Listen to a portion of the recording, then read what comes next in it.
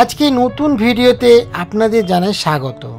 তো আজকে আমরা আপনাদের নিয়ে যাব ব্যান্ডেল চার্চ। ব্যান্ডেল চার্চ 25শে ডিসেম্বর কীরকমভাবে সাজানো থাকে সেটাও দেখাবো এই ভিডিওতে।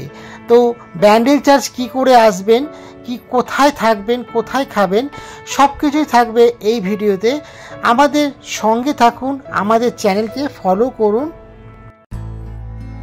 কলকাতা থেকে ব্যান্ডেল চার্চ আসতে গেলে জিটি রোড ধরে আসতে হবে ব্যান্ডেল মোড়। ব্যান্ডেল মোড় থেকে ডান দিকে রাস্তা ঘুরে গেছে সেখান থেকে ঘুরে গেলেই আপনারা পৌঁছে যাবেন ব্যান্ডেল চার্চ। আর ব্যান্ডেল চার্চে যদি আপনি ট্রেনে আসেন, হাওড়া ব্যান্ডেল যে মেন লাইন বা হাওড়া বর্ধমান যে মেন লাইন, সেই লাইনে ট্রেনে চাপলে আপনি সোজা ব্যান্ডেল স্টেশনে নামবেন। সেখান থেকে অটো করে পৌঁছে যান ব্যান্ডেল চার্চ। আমরা এসে পৌঁছে গেছি ব্যান্ডেল চার্চে। আর দেখুন, ব্যান্ডেল চার্চটা খুব সুন্দর দেখতে, পুরো পাথরের তৈরি। আর এই চার্চে প্রবেশ করতে কোনো পয়সা বা এন্ট্রি ফি লাগে না। আর এই চার্চ খোলা থাকে সকাল 8টা থেকে বৈকাল 4:50 পর্যন্ত। আপনারা এর মধ্যে যে কোনো সময় এসে চার্চে ঘুরতে পারেন। আর সত্যি খুব ভালো একটা সুন্দর মনোরম পরিবেশ এই চার্চের ভেতর। আর এখানে দেখুন কত সুন্দর স্ট্যাচু করে সুন্দরভাবে এই চার্চটিকে সাজানো হয়েছে। খুব ভালো লাগবে একদিনের ঘোরার জন্যে। ব্যান্ডেল চার্চ খুব সুন্দর জায়গা। আর আপনারা যদি মনে করেন আমরা পিকনিক করব, সে বুঝে আপনারা পিকনিকও করতে পারেন। গঙ্গার পাড়ে অনেক পিকনিকের জায়গাও আছে, আপনারা এসে পিকনিক করতে পারেন। ঠিক ব্যান্ডেল চার্চের পাশেই ব্যান্ডেল চার্চ এর পিকনিকের স্পট জায়গা আছে। তো এই স্ট্যাচুগুলো দেখুন কত সুন্দর। আর আপনাদের এই ব্যান্ডেল চার্চটা কেমন লাগছে অবশ্যই লাইক, কমেন্ট অ্যান্ড শেয়ার করে জানান। তো ভালো লাগলে অবশ্যই কমেন্ট করুন আর আমার এই চ্যানেলটিকে সাবস্ক্রাইব করুন। তো কেমন লাগছে অবশ্যই লাইক কমেন্ট করুন। গির্জার সম্মুখে একটি জাহাজের মাস্তুল রাখা আছে। এই মাস্তুলটি 1655 খ্রিস্টাব্দে এক পর্তুগিজ জাহাজ বঙ্গোপসাগরে প্রবল ঝড়ের সম্মুখীন পড়লে মাদার মেরি জাহাজটিকে রক্ষা করেন। এরপর জাহাজের ক্যাপ্টেন কৃতজ্ঞতা স্বরূপে জাহাজের মাস্তুলটি গির্জায় দান করেন।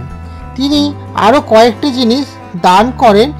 এর মধ্যে সমাধিপ্রস্তর একটি পাইপ, অর্গান এ মাদার মেরির একটি সিংহাসন রয়েছে।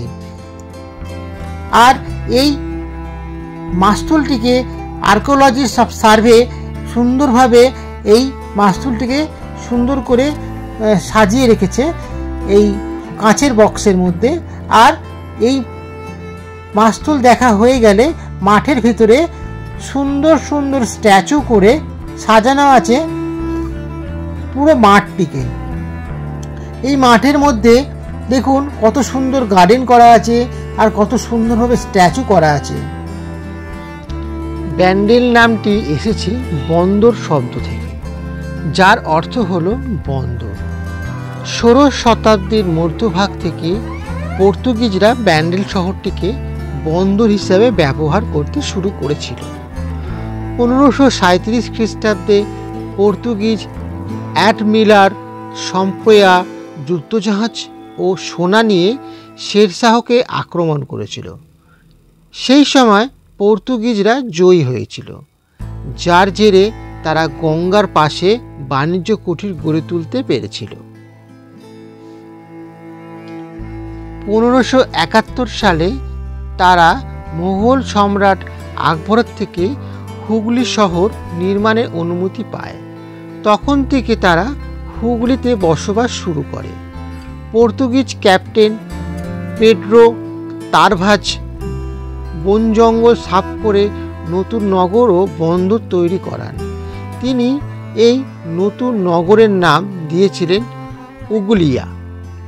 ইংরেজি যা শব্দ ছিল আগলি, সেই নামের অপভগ্নাংশ হয়ে ওঠে হুগলি। এই সময় সর্বাপেক্ষা ক্যাথলিক ধর্মপ্রচার ও গির্জা নির্মাণের অনুমতি পায় পর্তুগিজরা। 1579 খ্রিস্টাব্দে তারা হুগলি নদীর তীরে বন্দর ও দুর্গ নির্মাণ করে। ফলে স্থায়ী বাসিন্দাদের ধরে তারা ধর্মান্তরীণ করে। এর ফলে হুগলিতে খ্রিস্টান ধর্মাবলম্বী সংখ্যা 5000-এ পৌঁছায়। এই পরিস্থিতিতে তার পিতা জাহাঙ্গীরের বিরুদ্ধে বিদ্রোহ পর্তুগিজ সাহায্য চান, কিন্তু পর্তুগিজ গভর্নর রডরিগ সেই সাহায্য করতে রাজি হননি। বদলা নিতে সম্রাট হয়ে 1628 খ্রিস্টাব্দে মুঘল সুবেদারকে ব্যান্ডেল অভিযানের নির্দেশ দেন। দেশে শাহজাহান যুদ্ধে পর্তুগিজরা চূড়ান্ত পরাজিত হয়। বহু পর্তুগিজ ধর্মান্তরীণ খ্রিস্টান মারা যায়। পর্তুগিজদের দুর্গ ভেঙে দেওয়া হয়। মুঘলরা পর্তুগিজদের গভর্নর ও 5 পাদ্রীকে জীবন্ত পুড়িয়ে মারা হয়। প্রবীণ পাদ্রী জোয়ান ডে ক্রুজ ও 4000-এর বেশি পর্তুগিজকে মুঘলের রাজধানী আগ্রায় ধরে নিয়ে যাওয়া হয়। এর মধ্যে ডে ক্রুজকে মৃত্যুদণ্ড দিতে মত্ত হাতির সামনে ফেলে দেওয়া হয়, কিন্তু ওই হাতি ওই পাদ্রীকে হত্যা বদলে ছুঁড়ে করে তারকে পিঠে বসিয়ে নেয়। তার এই অলৌকিক ঘটনা ধরে নিয়ে শাহজাহান 1633 সালে ব্যান্ডেলের 777 একর জমি পর্তুগিজদের দান করেন। সেখানে তৈরি হয় নতুন গির্জা। 1660 খ্রিস্টাব্দে সেই নতুন গির্জা চূড়ো দেখে দিক নির্ণয় করে সেখানকার পৌঁছে যায় এক পর্তুগিজ জাহাজ। তিনি নিজের মতন করে অনুযায়ী জাহাজের মাস্তুল গির্জায় দান করেন, আর সেই মাস্তুল আজও রয়েছে ব্যান্ডেল চার্চে। এই ভিডিওটা আপনাদের কেমন লাগছে অবশ্যই জানাবেন। আর এই শটটি তোলা হচ্ছে ব্যান্ডেল চার্চের ঠিক ছাদের ওপর থেকে, এই যেখানটা দেখছেন পোস্টটা রয়েছে সেখান থেকে। যারা বয়স্ক তারা এই ছাদে উঠবেন না, কেননা এই ছাদের উপর উঠতে গেলে অনেকগুলো সিঁড়ি ভেঙে উঠতে হয়, আর নিচে অনেক বড় জায়গা, প্লেন জায়গা, আপনারা অবশ্যই ঘুরতে পারেন যারা বয়স্ক। আর এই ব্যান্ডেল চার্চ 25শে ডিসেম্বর 31শে ডিসেম্বর পুরোপুরি বন্ধ থাকে। সে সময় আপনারা আসবেন না। ব্যান্ডেল চার্চের ভেতরে প্রবেশ করতে দেওয়া হয় না, কেন সে সময় প্রভু যিশু তারা আরাধনা করেন। আর এই ব্যান্ডেল চার্চকে দেখুন কত সুন্দর লাগে 25শে ডিসেম্বর আর 31 জানুয়ারি পর্যন্ত বা 1 জানুয়ারি পর্যন্ত পুরো সাজানো থাকে এই ব্যান্ডেল চার্চকে। আর এই ব্যান্ডেল চার্চের যেখানে আপনাদের সব জায়গায় এমনি সময় আসলে দেখতে পারবেন, কিন্তু অন্য সময় আসলে পুরো জায়গাটা দেখতে পারবেন না।